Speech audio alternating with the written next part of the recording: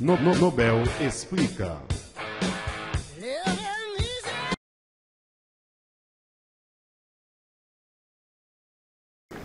Close, né? Resolvendo agora uma questão com um atrito básico. Então acompanhe lá o enunciado da questão. Um corpo de massa 5 kg está em movimento devido à ação de uma força F de intensidade 50 newtons. Como mostra a figura ao lado. Então está ao lado da sua frente, ok? O coeficiente de atrito cinético entre a superfície e o apoio horizontal é em torno de 0,6. E a aceleração da gravidade no local tem módulo igual a 10 metros por segundo ao quadrado. A aceleração com a qual o corpo está se deslocando tem intensidade igual a quanto? Ok, então vamos olhar com uma certa calma aqui. Se vocês observarem bem, a gente tem diversos fatores a serem considerados. O primeiro fator a ser considerado é o cálculo da força-peso que atua sobre o objeto. A força-peso atua basicamente no centro de gravidade, é uma força vertical orientada para baixo. Então o peso para nós é o produto de massa por gravidade. A massa foi oferecida, vale para nós 5 kg, está aqui nos nossos dados. A gravidade local vale 10 e, portanto, nós temos um peso da ordem de 50 newtons. Curiosamente, para que esse corpo não saia do lugar, a superfície faz uma força sobre ele que impede que esse corpo afunde. Ela é feita no sentido oposto e é chamada para nós de reação normal de apoio. Em geral, quando não existe nenhuma outra força como essa aqui, a reação normal de apoio deve cancelar a força-peso e aí nós não temos movimento na vertical, nem para cima, nem para baixo. Mas existe uma força que está, de certa forma, desequilibrando essa harmonia que existe, que é a força F, que vocês podem ver. A força F é uma força oblíqua, é uma força inclinada. Então, quando você decompõe ela existe, na realidade, em duas direções distintas. Uma parte dela que vai tentar puxar o corpo na direção do eixo X, e uma segunda parte dessa força que, projetada para a direção do eixo Y, ela vai se somar em termos de ação para nulificar a força-peso no sentido contrário, vai ser a componente da força na direção Y. Então agora se a gente pensar em resultante, se não tem movimento nem para cima nem para baixo, nós acreditamos que a resultante é zero. Então a partir do momento que a gente olhou que para baixo tem uma força de 50, a soma dessas duas forças naturalmente tem de ser 50. Então talvez o próximo passo seria de calcular uma força que ainda nem foi colocada, que é uma força de atrito. A força de atrito, por tradição, nesse contexto de movimentação, ela se opõe à direção do movimento. Na mesma direção do movimento, mas no sentido contrário, ok? Então vamos colocar aqui do ladinho para a gente poder organizar o nosso pensamento. Vamos colocar aquilo que nós chamamos de cálculos adicionais. Eles não vão fazer parte do cálculo inicial, mas vão fazer parte da determinação de algumas dessas forças. Então vamos começar inicialmente com os componentes da força F.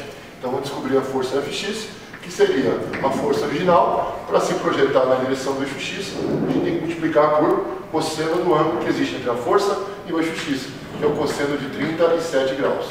A força F vale 50, nossos universitários já estão aquecendo nossos tamborins.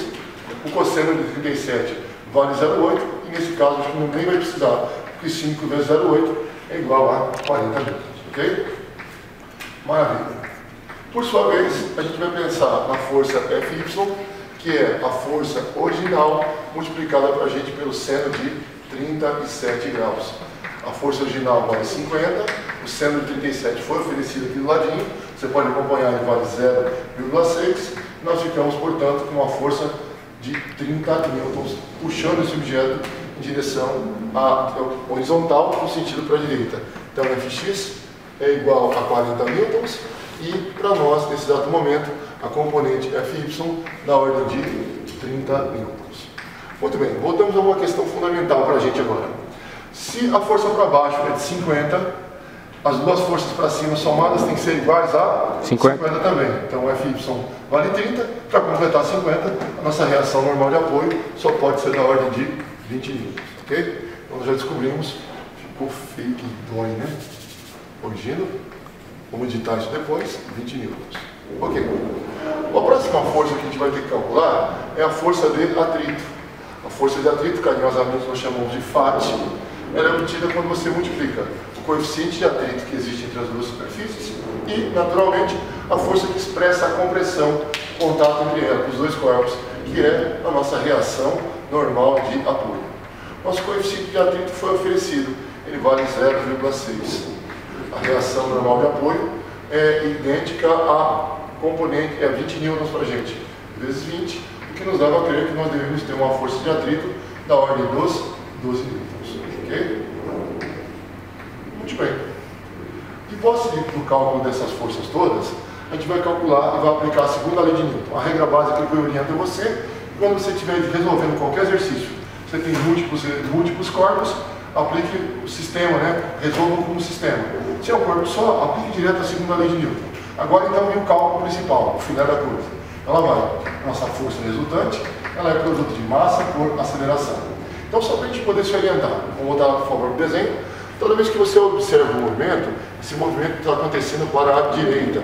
E as forças que existem na direção e sentido do movimento são positivas. Então, por isso, a componente da força Fx positiva. A força de atrito, por sua vez, que é negativa, que vale 12 newtons, ela é negativa no contexto do nosso exercício.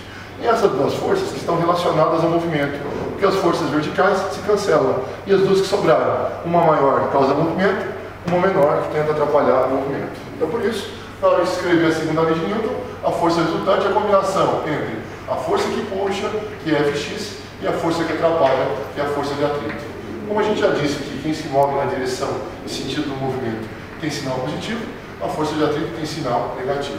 A massa do corpo é bem conhecida, que vale 5 kg, e a aceleração do sistema nós vamos descobrir agora. Substituindo, a força Fx vale mais 40, a força de atrito vale menos 12 newtons, isso tudo para nós é igual a 5 vezes A. Se fosse 40 menos 10, daria 30, 40 menos 12, 28, é isso? 28, portanto, igual a 5 vezes o valor da aceleração.